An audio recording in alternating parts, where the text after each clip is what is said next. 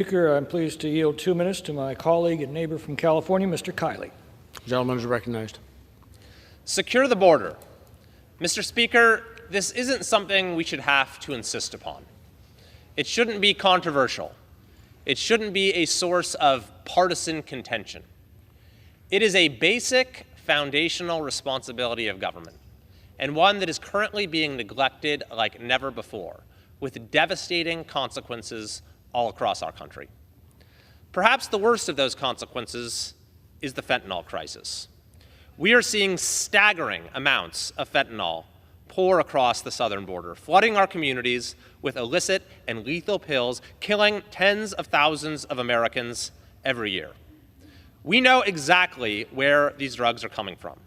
The Biden administration's own drug enforcement agency admits that Mexican-based cartels are responsible for the vast majority of fentanyl and meth that is killing Americans. Just over the past year alone, the DEA seized 193 million deadly doses of fentanyl. This is now the leading cause of death for young people in our country, more than car accidents, more than suicides, more than anything. It is affecting every community in our country, including my own.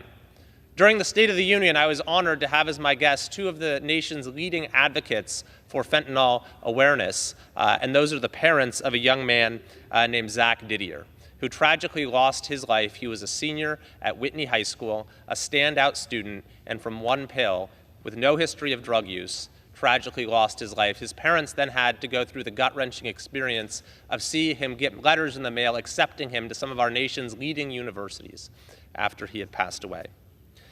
There simply can be no doubt, it is beyond doubt, that the current failure to secure our border is resulting in tragic and avoidable loss of life every day. Today, we have a chance to do something about it by passing H.R. 2. This is one of the most important bills that will be considered in the 118th Congress. It's one of the most important pieces of legislation that we will ever vote upon. Gentleman's time it is is a expired. comprehensive border security package, and I urge an aye vote. Gentleman